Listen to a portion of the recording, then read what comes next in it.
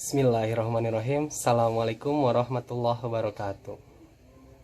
Yang terhormat Ibu Dr. Yeti Haryati, SAG MPD, serta teman-teman yang melihat video saya yang saya cintai. Saya Wakil Setiadi dari Teori C Teknik Informatika akan menyampaikan materi mengenai smartphone atau para audiens sekalian. Seperti kita ketahui bahwa sekarang kita sudah memasuki era milenial atau era 4.0. Di era ini kita sudah sangat mengetahui bagaimana teknologi dari hari ke hari sudah semakin berkembang, bahkan sangat pesat. Seperti yang ada di sekitar kita, yaitu handphone atau smartphone. Bahkan, smartphone ini memiliki sejarah yang unik yang cocok untuk kita bahas. Awal mulanya, handphone ditemukan oleh Martin Cooper, seorang karyawan di pabrik Motorola, pada tanggal 3 April 1973. Sejak saat itu, Cooper mencetuskan ide untuk membuat alat komunikasi yang kecil dan fleksibel sehingga mudah untuk dibawa kemana saja. Perangkat kecil ini memiliki komponen atau material elektronik. Dengan model pertamanya, yaitu Motorola Dynatec atau Dynamic Adaptive Total Area Coverage. Dan akhirnya, sebuah telepon genggam lahir pada 21 September 1983 dengan beratnya yang sampai 2 kg dengan harga yang sangat fantastis, yaitu $3.995 atau sekitar 39 juta. Dengan model sebesar ini, membuat penggunanya sangat tidak nyaman untuk membawanya kemana-mana. Bahkan untuk melakukan telepon memerlukan kabel sehingga terhubung ke telepon lainnya.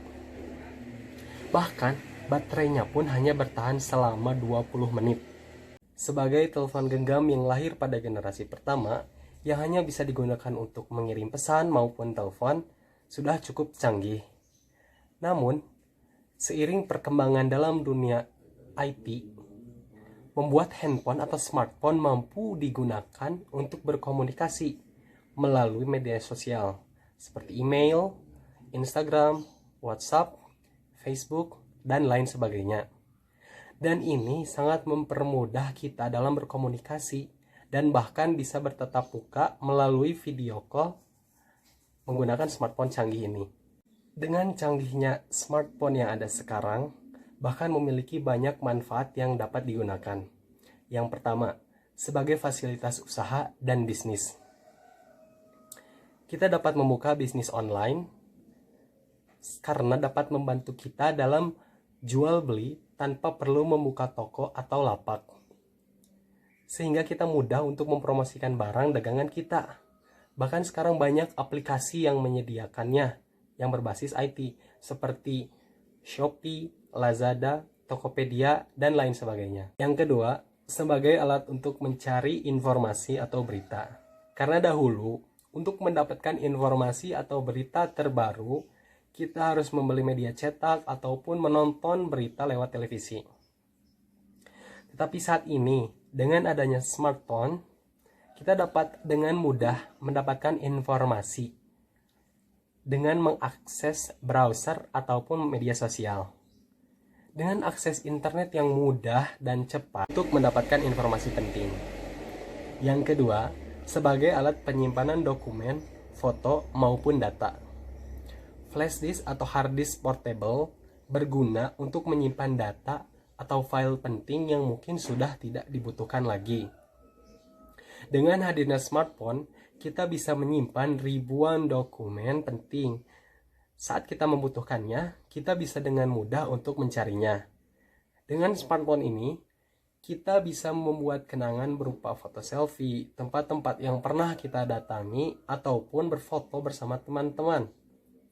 Dan kita dapat menyimpan semua fotonya di handphone ini sesuai dengan kapasitas yang ada. Juga sebagai hiburan, smartphone saat ini dapat dimanfaatkan sebagai pembunuh rasa bosan dengan aplikasi atau games yang ada di Play Store maupun App Store. Kita juga dapat menonton hiburan seperti video, bahkan menonton televisi lewat smartphone. Juga mendengarkan musik Juga terdapat dampak negatif yang dirasakan jika menggunakan smartphone terlalu berlebihan. Yang pertama, terganggunya penglihatan, lalu perubahan bentuk tulang yang menjadi tidak normal, dan mengganggu kualitas tidur yang ada. Nah, sekarang mari kita bahas segala hal yang perlu kita ketahui tentang smartphone. Yang pertama, System on Chip atau SoC. SoC terdiri dari komponen CPU, GPU, connectivity, DSP, image sensor processor, dan location. Semuanya berkesinambungan membentuk sebuah smartphone. Sekarang mari kita bahas yang pertama, yaitu CPU. CPU merupakan otak yang mengatur semua komponen yang ada dalam smartphone. Jenis CPU pada smartphone yang paling populer adalah ARM-based.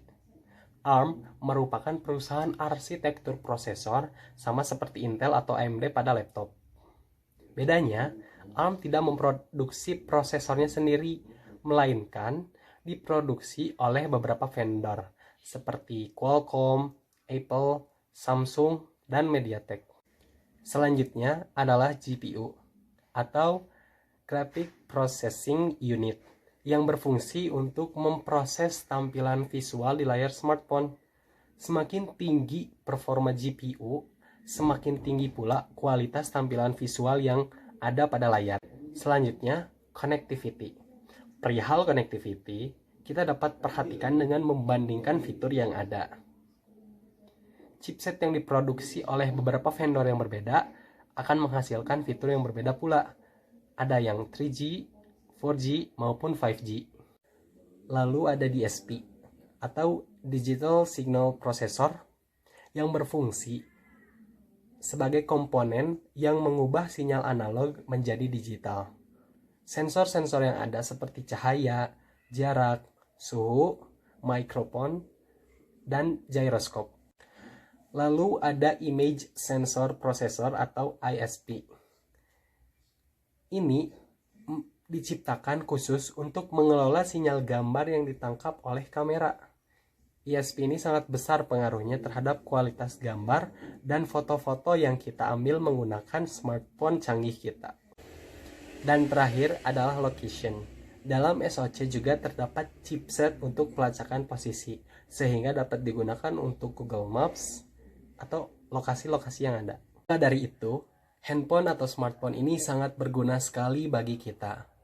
Walaupun smartphone yang kita punya sekarang sudah canggih, hal itu berawal dari smartphone yang berat pada tahun 1970-an. Seperti yang kita ketahui sekarang, bahwa smartphone sudah di-upgrade menjadi lebih efisien dan mudah untuk dipakai dibandingkan pada masa lalu, sehingga lebih memudahkan kita dalam kebutuhan sehari-hari. Tidak lupa bahwa smartphone pun memiliki banyak kekurangan. Juga terdapat dampak negatif yang dirasakan jika menggunakan smartphone terlalu berlebihan. Yang pertama, terganggunya penglihatan, lalu perubahan bentuk tulang yang menjadi tidak normal, dan mengganggu kualitas tidur yang ada. Lalu menimbulkan kecanduan, jika terlalu berlebihan menyebabkan sakit kepala, bahkan gangguan syaraf pada otak. Mungkin itu saja yang bisa saya sampaikan.